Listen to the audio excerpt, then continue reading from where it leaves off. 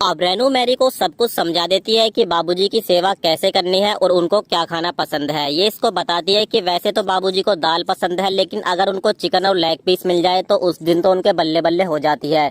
फिर ये इसको बताती है कि लेकिन बाबूजी के साथ एक समस्या है, उनको खाना चबाया हुआ पसंद है। मतलब पहले तुमको अपने मुंह से खाना चबाना होगा, उसके बाद बाबूजी को खिलाना होगा, क्योंकि इनके दाढ़ में दर्द रहता है। इस बात को सुनकर मैरी को 360 वोल्ट का करंट लगता है। अब मैरी बोलती है कि दीदी आप टेंशन मत लीजिए, मैं शिकायत का कोई भी मौका नहीं दूंगी। तो रेनू अपने मन में सोचती है कि ये तो बहुत अच्छा हुआ, अब मुझको बाबूजी के पास नहीं जाना पड़ेगा और ना वो बुढ़ा मुझको गंदी नजरों से देखेगा। अब ससुर जी रेनू को अपने पास बुलाते हैं और इसको बोलते हैं कि बहू मेरा दवाई लेने का वक्त हो गया है, तो तुम जल्दी से मुझको मेरी दवाई दे दो। तो रेनू बोलती है कि बाबूजी आज के बाद तुम्हारी सेवा ये नई वाली नर्सी करेगी और वो ही तुमको दवाइयाँ देगी। इसको देखकर दोस्तों इस बुढ़े के अंदर दिल में घंटी बजने लगती है और बोलता है कि मुझको नहीं लगता कि जिस तरीके से तुम मेरी सेवा कर पाती हो ये कर पाएगी।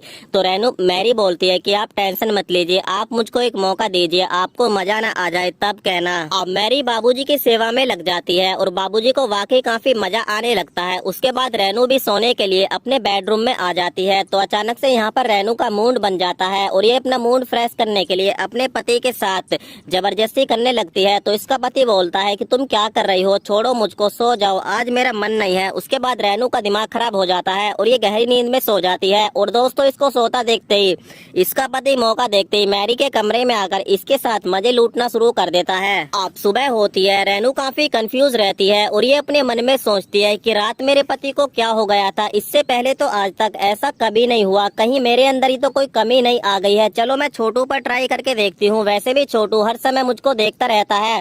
उसके बाद दोस्तों रेनू जैसे इस नौकर को हल्का सा सिग्नल देती है तो छोटू मौका देखते ही अपनी भाभी पर भूखे शेर की तरह टूट पड़ता है और इसके साथ आज अपने अरमानों को पूरा कर लेता है। फिर रेनू अपने मन में सोचती है कि इसका मतलब मेरे अंदर कोई कमी नहीं है, मेरा पति ही किसी दूसरी लड़की के साथ लग गया है। अब उसके बाद बाबूजी रोज बाथरूम में मैरी से अपनी मालिश करवाते हैं और दूसरी तरफ रेनू भी इस छोटू के साथ रोजाना अपने कपड़े गंदे करना शुरू कर देती है। अब मैरी किचन में आती है तो ये देखती है कि किचन में गैस की बदबू आ रही है, क्योंकि गैस काफी घंटों से खुली हुई है। उसके बाद मैरी रेनू को आवाज लगाती है तो यहाँ पर छोटू दौड़ता हुआ किचन में आता है और इसको बोलता है कि मैम क्या हुआ। इसकी हालत को देखकर मैरी इससे पूछती है कि तुम इतने घबराए हुए क्यों हो और ऊपर से नीचे तक गीले क्यों हो। तो छोटू बताता है कि मैम साहब वो क्या है कि भाभी ने मुझको तौलिया देने के लिए बाथरूम में बुलाया था तो मैं वहीं पर गया था।